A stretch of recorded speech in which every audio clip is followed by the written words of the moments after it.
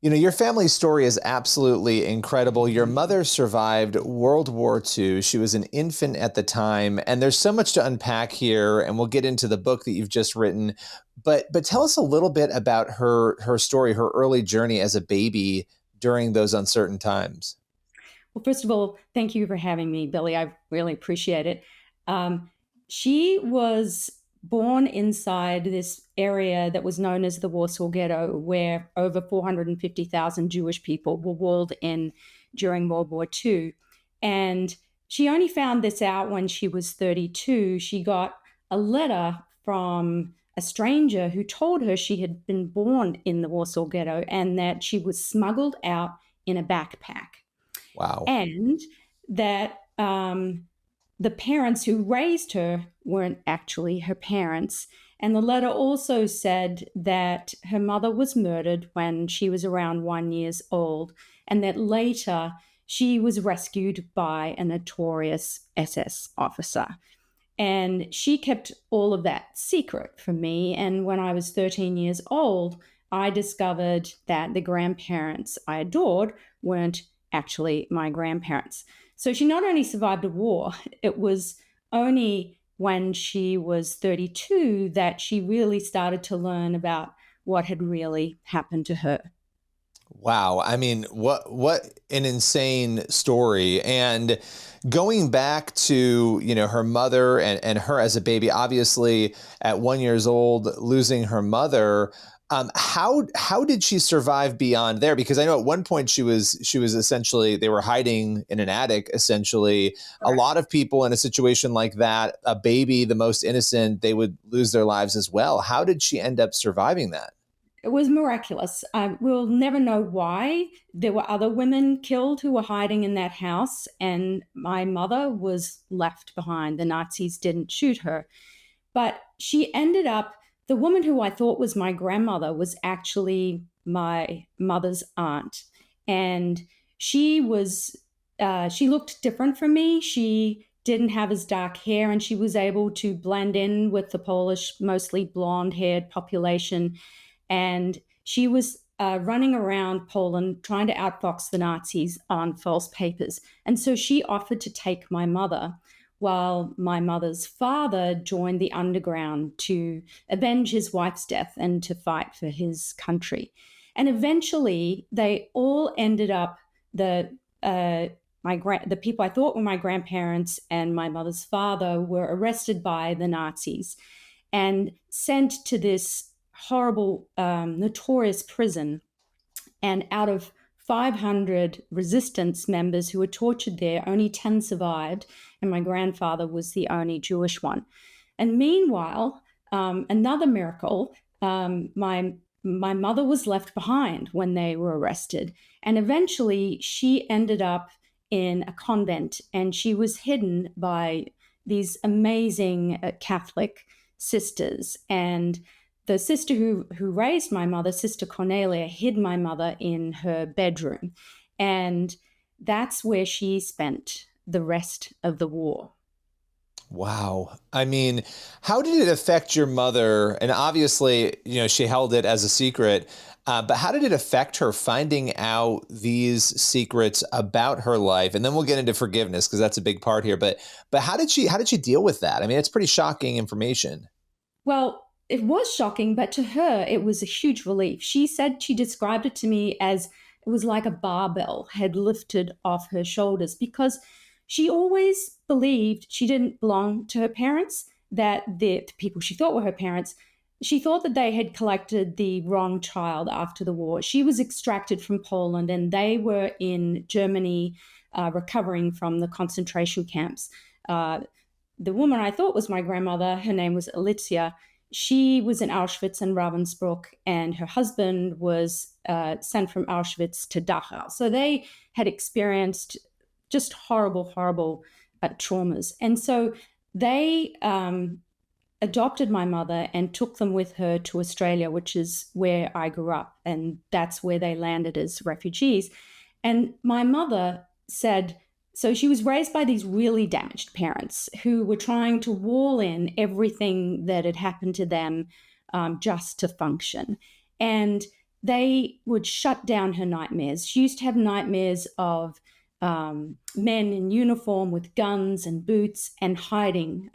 She remembered hiding in dark rooms and violent situations, and they would just cut her memories off and tell her not to think about them. They also treated her differently.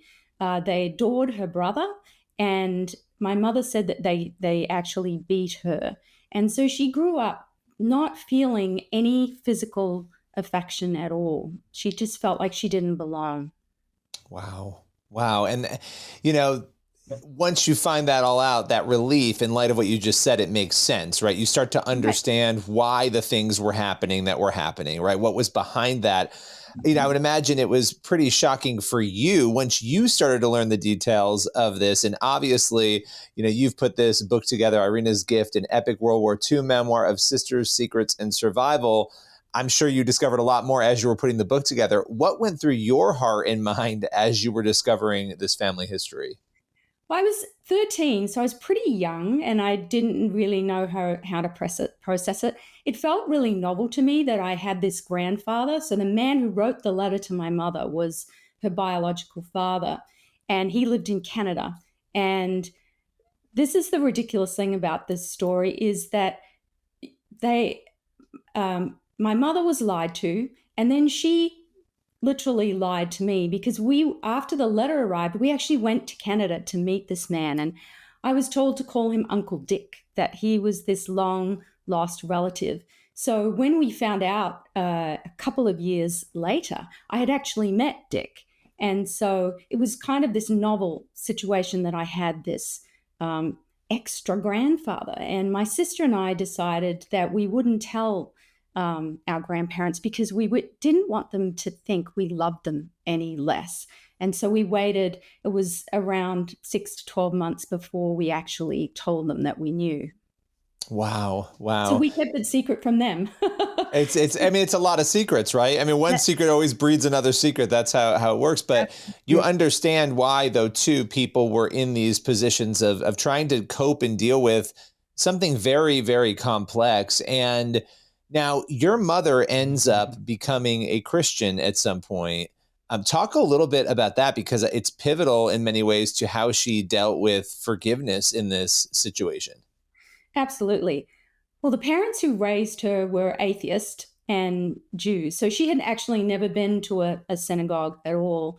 And because of this feeling of not belonging and not feeling any physical love, she was invited to a friend of hers at 15 years old.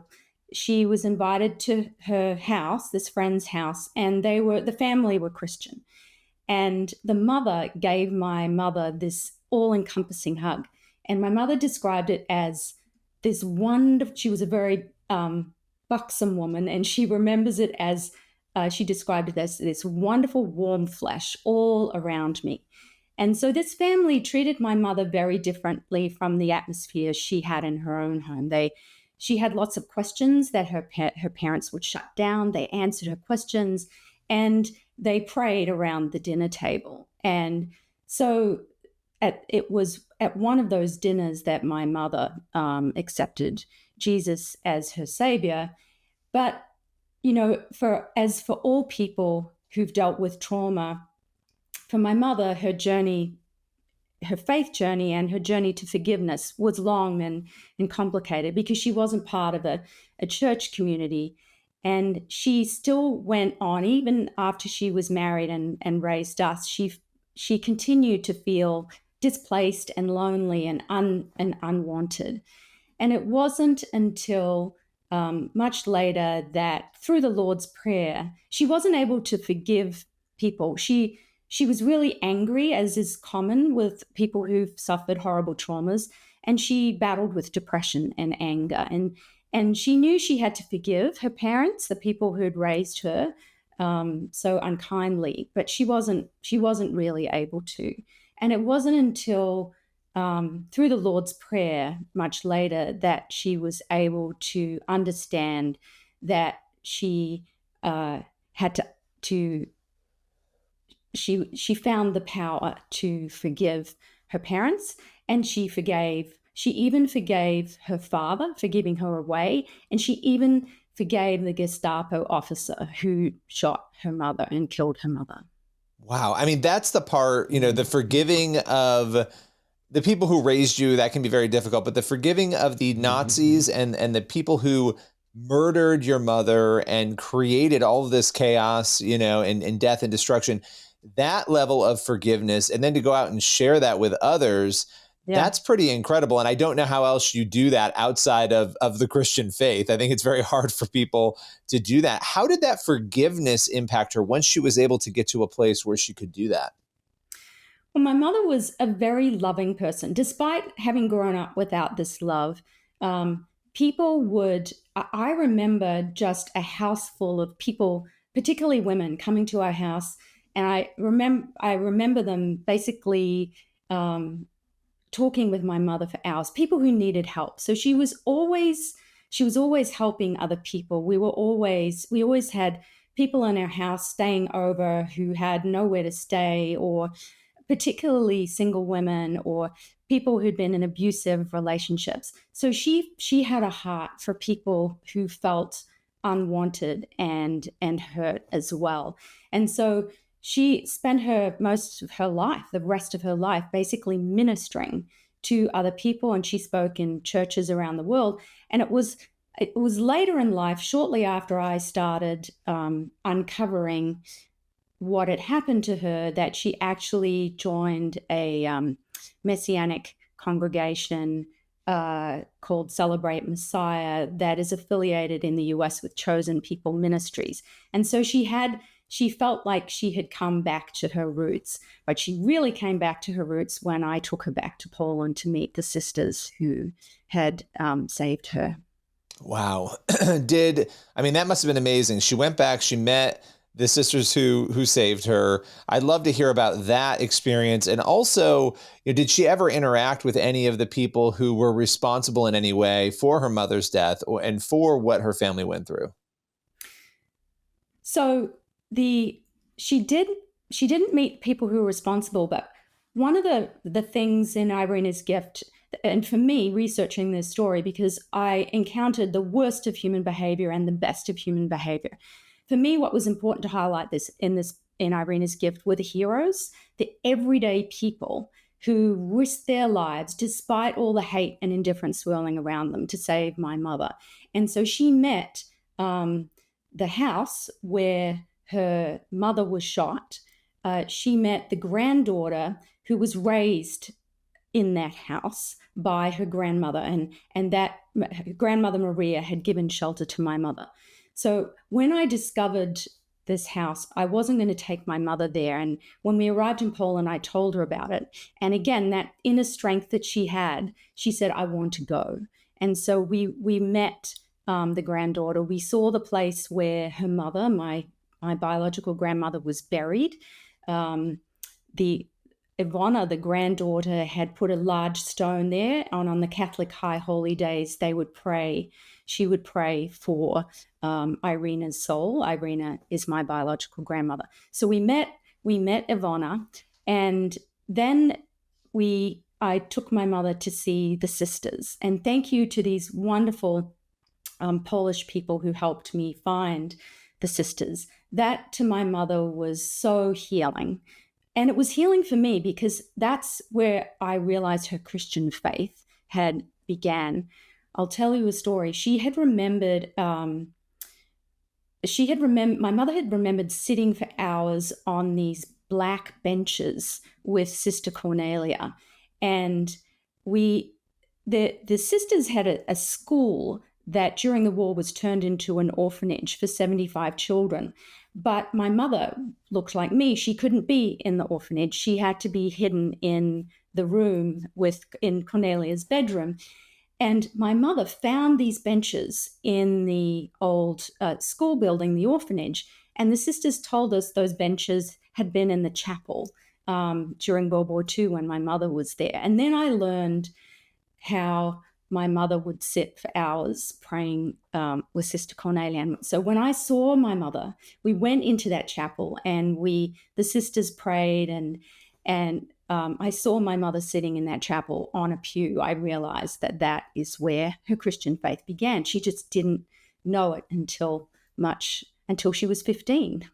Wow. Wow. I mean, you've put this book together, Irina's Gift, and you're here talking about this incredible story. At the end of the day, when people pick this book up, they read it, they get all the ins and the outs of what you're describing here, details we can't even get to in this interview. What are you hoping that they're thinking and feeling at the end of that?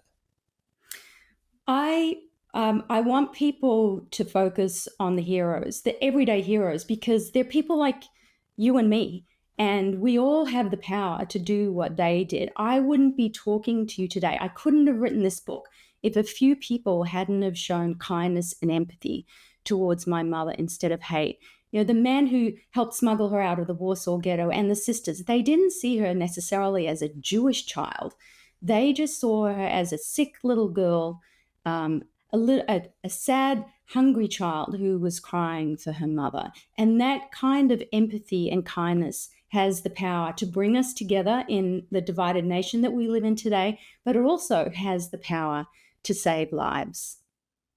Absolutely. And what an incredible journey. Karen, I so appreciate you joining me to break it all down and talk with us. The book is Irina's Gift, an epic World War II memoir of sisters, secrets, and survival. Appreciate your time today.